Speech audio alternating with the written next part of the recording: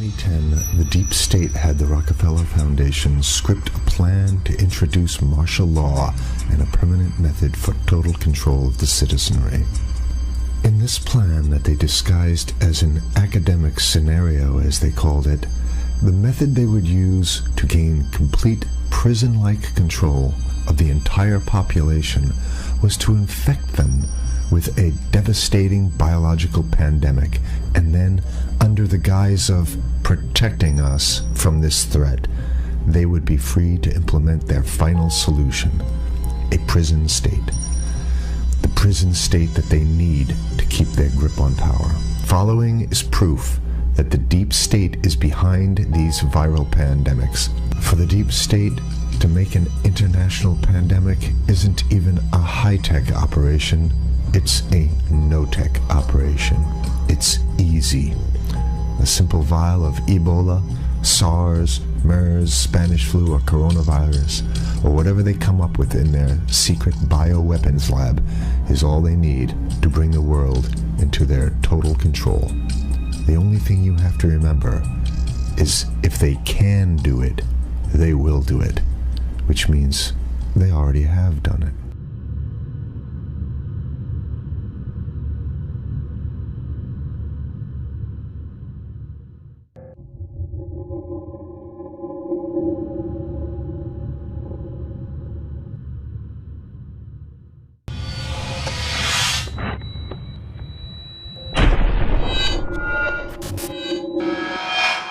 The ruling establishment has a lot of, they will stop at nothing to complete their toolkit of control, right? So one of the things that has been missing from the toolkit of total control has been quarantines and curfews, right? Mm-hmm. So now, welcome to the new world in America, where to get on a bus, to go through a subway station, if you think that the procedures at the TSA are onerous, right? Guess this is coming to a bus depot near you. It's a more invasive way, and the ruling class needs this because, let me say, if the ruling class ever saw wide-scale civil unrest, you'd see an Ebola outbreak in America right away. Okay, so this is, what you see is that Ebola is another tool in the toolbox of the ruling class to control. Yeah, to keep down absolutely, repression. positively, 100%. This is a tool. Right. Ebola doesn't just magically start spreading. Mm-hmm. And then we have this doctors that come back here. The white people, of course, live. Mm-hmm. You know, the two whites who got it survived. All the black people that get it die. Right? It's very possible that these one of these NGOs over there is going around with a veil of Ebola, or spreading it from a small plane onto villages. The point is to get hundreds of thousands of people infected with it and create the next phase of control. Now, one of the things I'd like to show to back up my my claims here. Here's a document from the Rockefeller Foundation. Rockefeller Foundation, right there. You can zoom in on that, where my finger is. It's called Scenarios for the Future International Development, the Rockefeller Foundation. All right? Okay, let's take a look at what they're saying here. This is something like a 50, 60-page document. I'd like you to go to page 18, if you can look at this up on the internet, but I'll read it off to you. It's called lockstep, lockstep. And this is a phrase that I used right after 2001, when I saw the entire system of the United States, including the population, were in lockstep. So the Congress went along, and yes, it was Osama bin Laden, and the people waved their flag and said, I hate, hate, hate, hate, and everything was in lockstep. Well, in 2010, they published this, Rockefeller Foundation, and here's what they're saying. They're saying that they call it a scenario. These are scenario narratives, and they speak about it in the past tense. So they put out this scenario, lockstep. A world of tighter, top-down government control and more authoritarian leadership, with limited innovation and growing citizen pushback. Okay, I'll read a little bit of it. In 2012, the pandemic that the world had been anticipating for years, nobody was anticipating a pandemic, finally hit.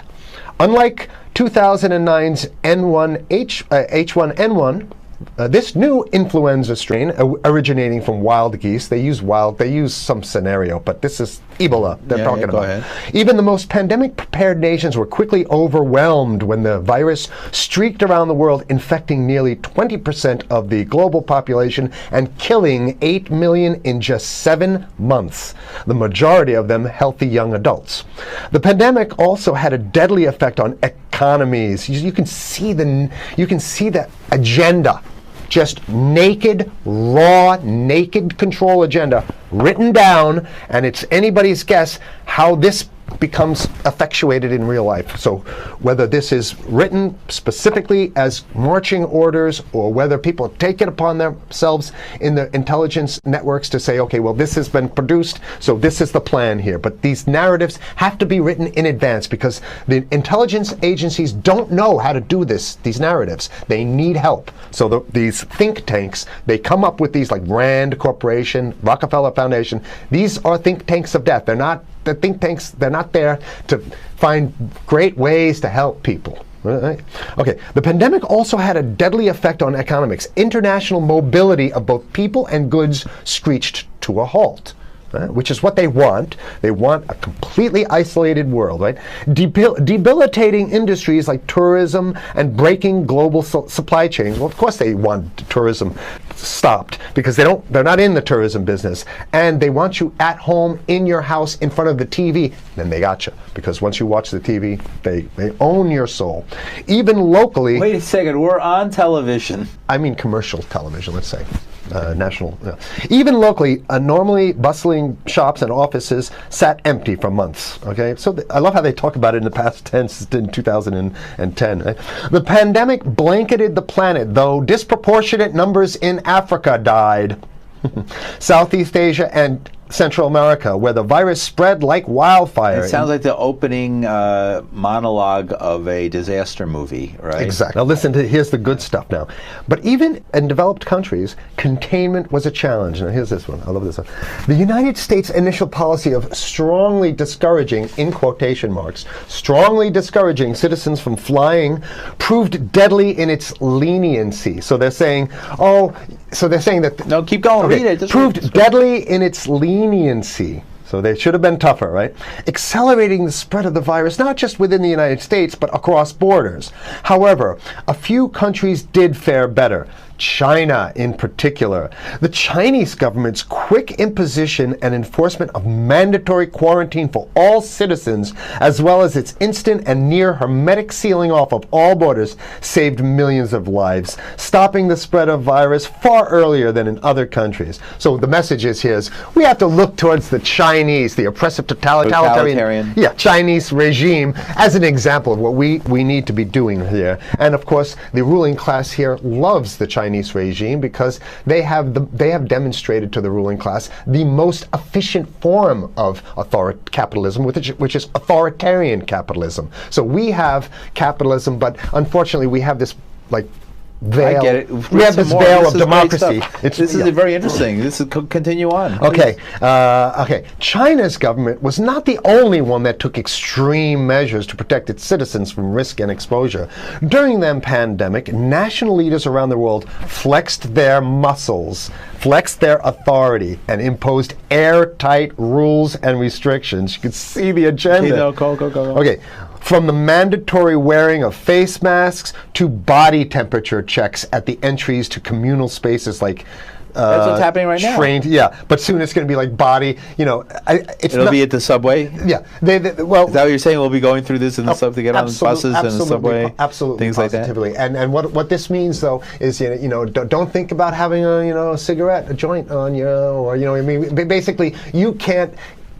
This is a dragnet for everything. So if in order for you in other words, just like with stop and frisk, this is ultimate stop and frisk. This is the ultimate cavity stop and frisk, cavity search kind of thing. All right, so during the pandemic, national leaders around there flex their authority. Now there's some good stuff.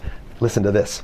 And even supermarkets, they want body checks at supermarkets. Okay, so basically what they're saying is they're building a system where every move you make, You can't you get got to food. go through them. You can't get food. Can't Well, how get about if food. you go to the farmer's market? Here's the good stuff now. I mean, it just keeps getting better. Even after the pandemic faded, this more authoritarian control and oversight of citizens and their activities stuck and even intensified. That's the whole point.